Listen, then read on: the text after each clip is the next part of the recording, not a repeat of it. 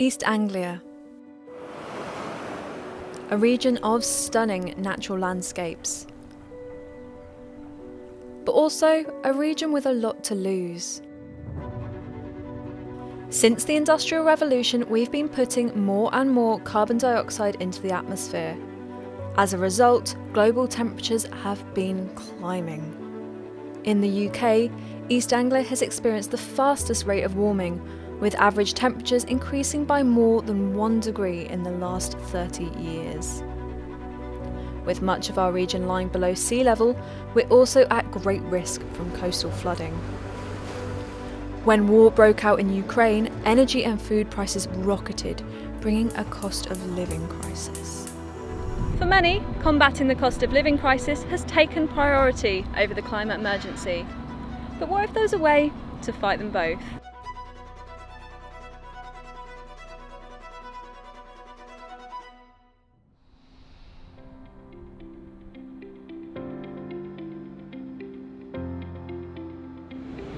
My name's Zoë Johnson. I'm a meteorologist and climate journalist on a mission to find out if we really can save money and the planet. The University of East Anglia is a hub of world-leading climate change research, and it was in this very building that I first learned about the crisis facing our planet. To me, it makes sense to begin our journey here. So climate change is variation of the climate over a particular period of time.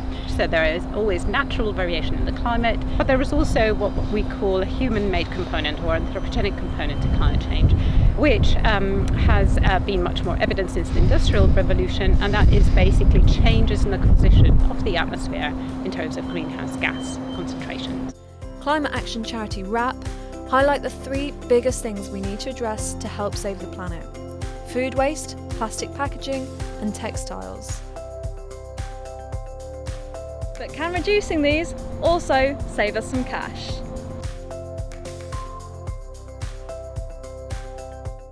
Fast fashion creates the opportunities for new garments to be produced quite quickly and cheaply using materials that are not very environmentally friendly. So it's important to think about making garments and getting people to understand that perhaps fast fashion is not necessarily their way forward.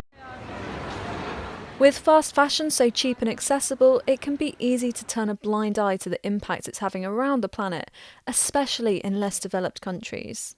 There are so many problems with fast fashion, but I think the 2 things that you could pin it down to is exploitation of people and overproduction and encouragement of overconsumption.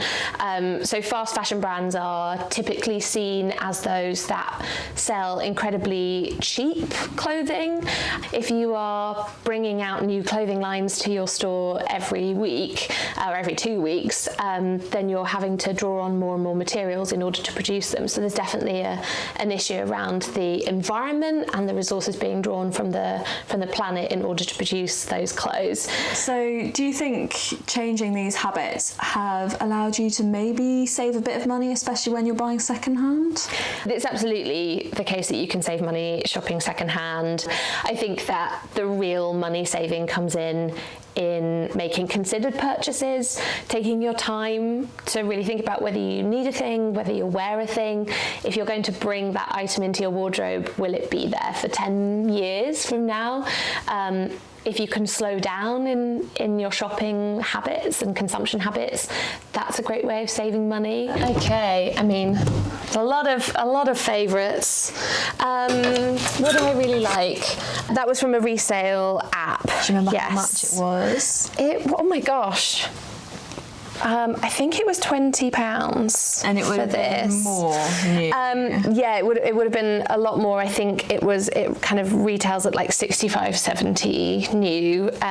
So that made me very Having happy. created a sustainable wardrobe, Danny has plenty of advice for others who want to kick their fast fashion habit. Remove yourself from every newsletter that you possibly can and unfollow any of those fast fashion brands on social media, because that is all there to probably make you feel quite bad about yourself, and you don't need to, because we're all great. And B, it's there to try and get you to, it's trying to use your emotion to get you to shop. The second thing I would recommend is downloading a couple of resale apps.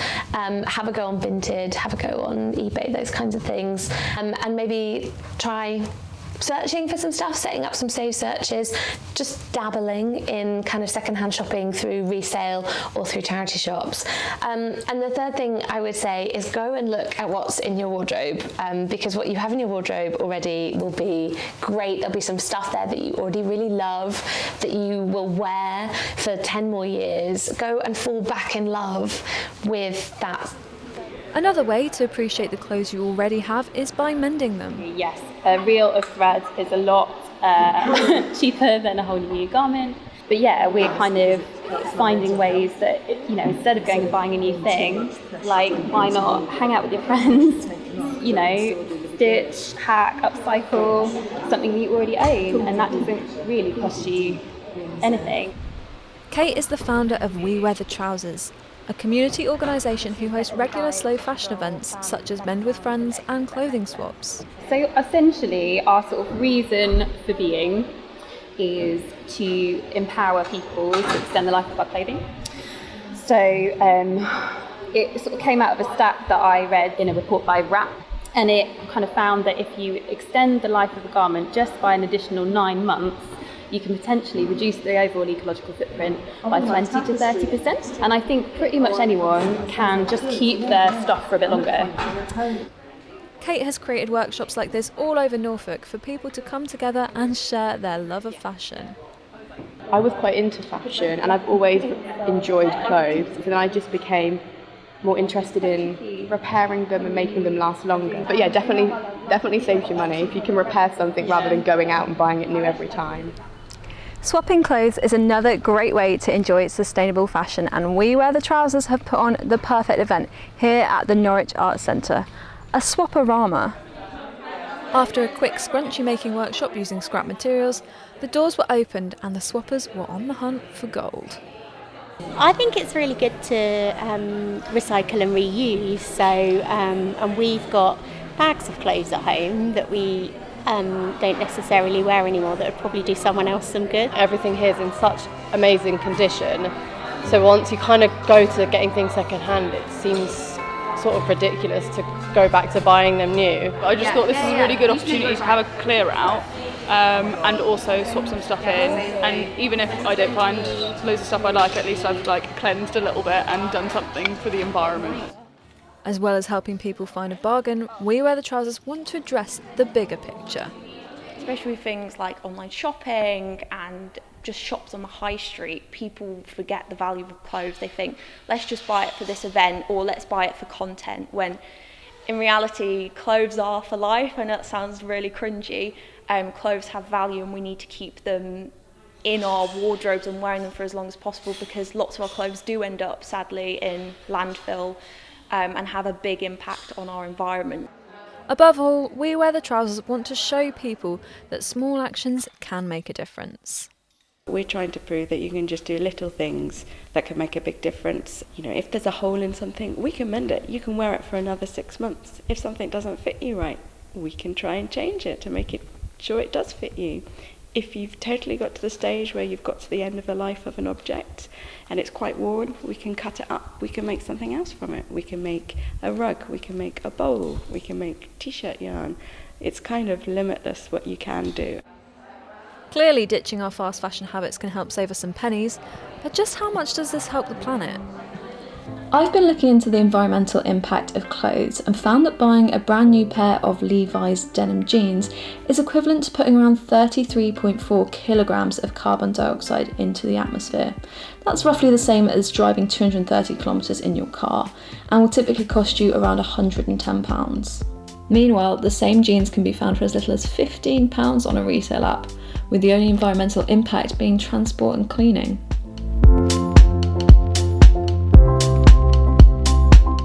Wasting food contributes to climate change because, in part, the emissions that are created in producing and transporting foods are then not effectively used by us consuming that food.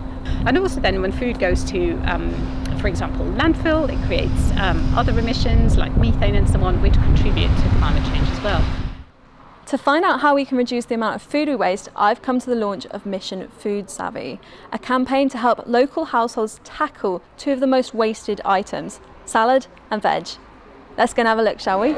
Mission Food Savvy is a collaboration between Norfolk County Council and Suffolk Waste Partnership and aims to help us save food, money and the planet. So the average household throws away around £700 worth of edible food each year.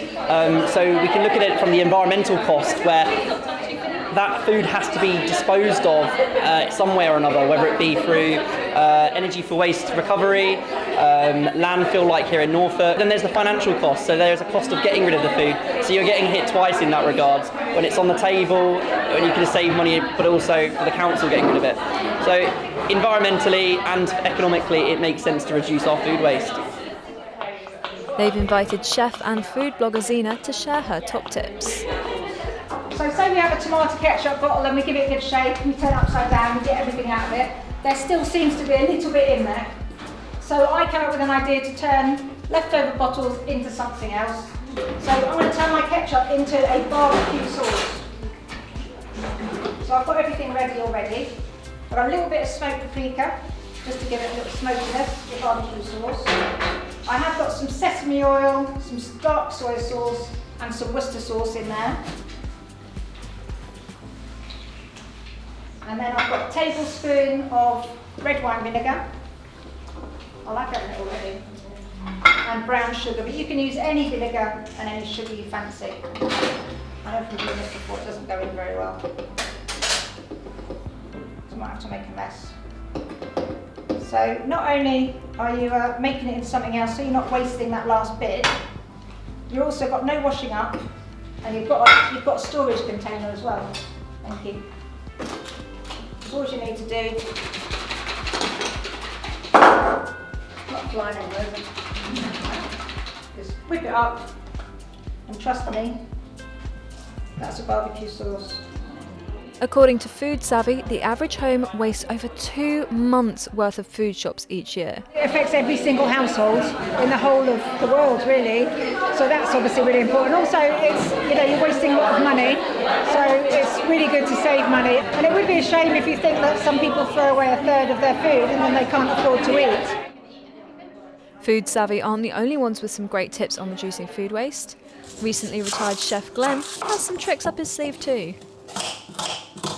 Unfortunately, we have a chest freezer, which is quite difficult to manage, really, because things tend to get piled up. It's easy to lose things in there.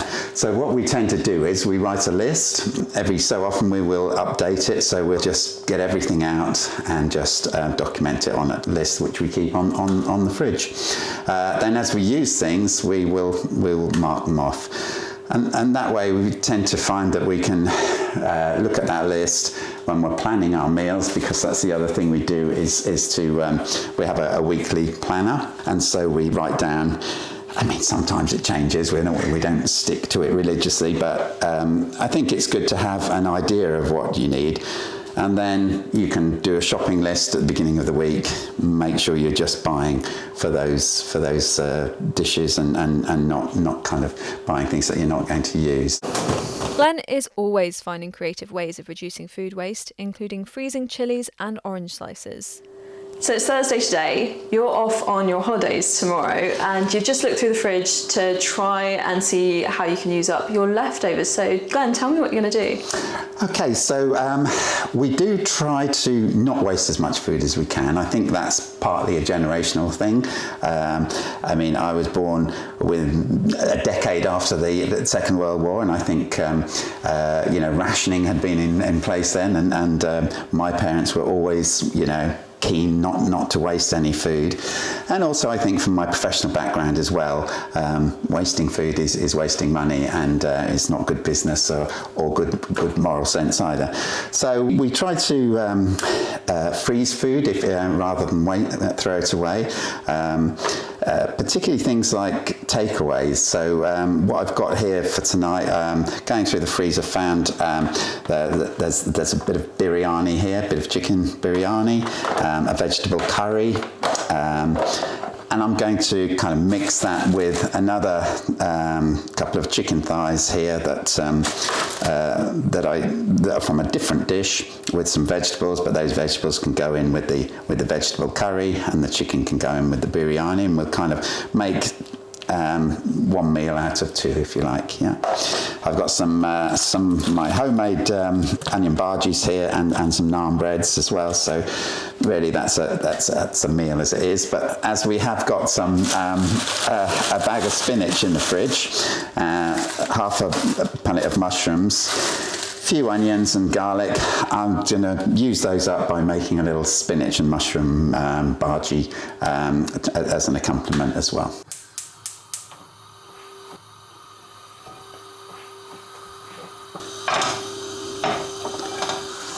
It's cooked off.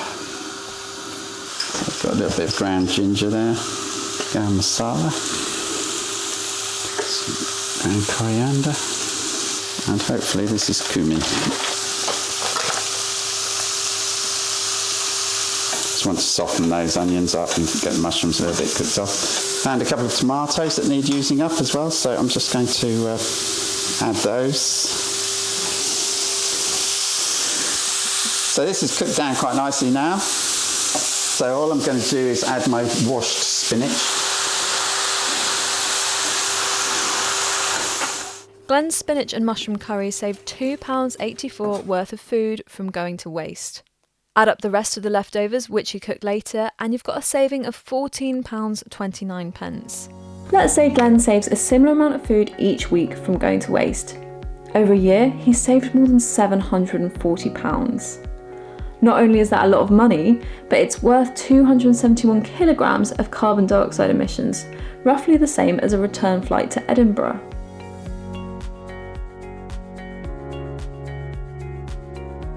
There's so many different types of plastics. They require resources to be made. So any kind of production process, if it's based around use of energy that comes from fossil fuels, will contribute those greenhouse gas emissions. But also there's that component of the sustainable element of plastic, which is again that it takes 400 or 500 years for standard plastics to decompose into the environment. And of course, sometimes when they're not disposed of properly, they can just break down into minute particles, which then creates the problems around microplastics. We've all witnessed the demise of the plastic bag over the last few years and switched our plastic straws for reusable alternatives. Yet tons of single-use plastic still makes its way into our homes. Most of this from the supermarket. So, should we get it out? Yes, so blueberries. Yeah. I've challenged Mireille to collect all the packaging she uses over a week, the majority of which is made from plastic. Mireille is from France and has lived in the UK with her 2 sons for 7 years. Well, so thank you for doing all this. Does it surprise you how much there is? It's okay. I think,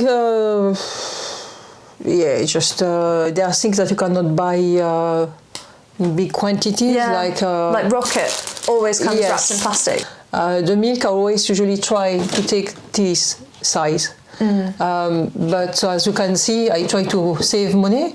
So when I find reduced price, I buy it. Most of the plastic Mireille collected is from meat, fruit and veg. Does climate change worry you more or less than the cost of living crisis? The crisis is current, climate change is now and after. So both are concerned, but one is a current concern. The other one is, if you don't take care now, it's our children who are going to pay the price.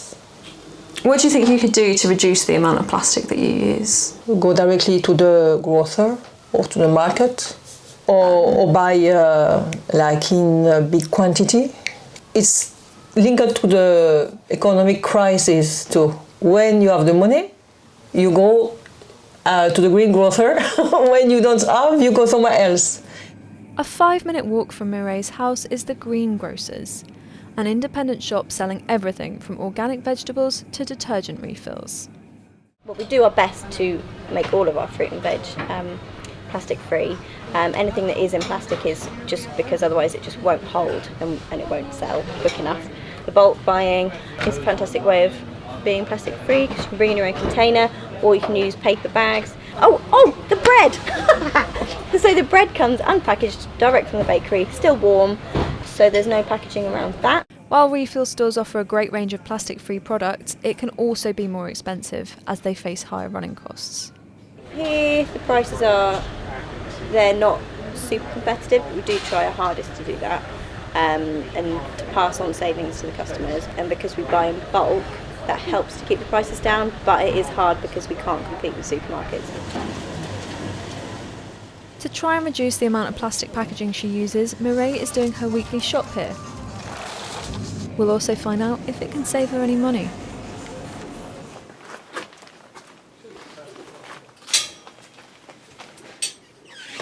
These were the tomatoes that you bought? Yes, nice tomatoes from the Isle of Wight, it's organic. And they were about £12, £12 a kilo, yeah. Did it surprise you? Yes, it's really expensive for 1 kilo, yeah. And you went back in to check, didn't Yeah, you? exactly. So I think it was a mistake because, say, how much is it? Like just a few, 1, 2, 3, 4, 5, 6 tomatoes, £12. So it's £2 a tomato. When I did my research for this, I found that generally a kilogram of organic tomatoes, where it's about £12 at the refill shop that we just went to, it's about £8 to £10 elsewhere. So it's not hugely different, but this is more expensive. Yeah, it's expensive for vegetables. Mireille also bought bread, quinoa, spinach, a red pepper, an aubergine, bananas, ginger and nuts. So when we did this shopping today, did you expect it to be cheaper or more expensive than a supermarket? I was expecting to be more expensive. Do you think it's worth it? I take care of the price, obviously. If I would see the tomatoes at £12 a kilo, I would maybe not taken them. That's fair enough. Yes, but there are still a lot of good things to choose for a good price. And if there is a little difference, you just need to see that there is no plastic. It comes from local producer, and finally the price, even if you need to pay a bit more, the quality is better. I added up Mireille's food shop and compared it to the price of other supermarkets, and as we suspected, it is on the pricier side. You can't get everything she got at the greengrocers from a supermarket, so I just compared the items that you could. Greengrocers was the second most expensive, with Ocado coming out top, while Aldi was the cheapest. However, by shopping this way, she saved 2.7 kilograms of carbon dioxide from entering the atmosphere. Over a year, that's 141 kilograms, the same as a flight to Berlin. If she ditched the paper bags for reusable containers, she could save even more. But shopping this way shouldn't just be a privilege for those who can afford it, so I wanted to talk about some other options. Luckily, I have the experts at Norfolk Recycles and Swap to Save at hand. If you were to go to a shop that you can buy local, it is sometimes more expensive, but there is other avenues you can explore if that isn't a solution for you, and that is just by reducing it in ways you can do, so buying in bulk and reducing it down. We know that perhaps reducing packaging isn't accessible to everybody in the first instance, but there is so much you can recycle. So if you feel overwhelmed and you're not able to shop local or whatever it is, the barrier, actually there's so much packaging you can recycle, and actually that makes a difference. Many people aren't aware that you can recycle soft plastics at large supermarkets, some of which also have refill stations.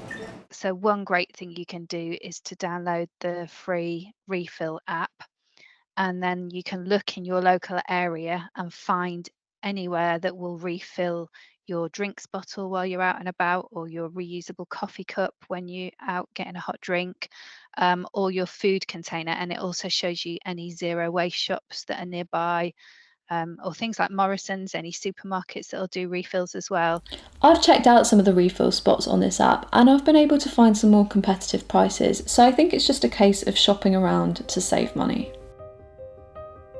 A lot of people say little changes won't make a difference, but I think we've shown if we all make just one change, we can reduce our carbon dioxide emissions by an awful lot and save some cash in the process. None of us can fight the climate crisis alone though, and it can be very easy to feel isolated. That is it. It really depends on when I have the motivation. So try things out and share tips with your friends and family. Join local community groups and talk to each other about your feelings, because together we can make a difference. Together we can save money and the planet.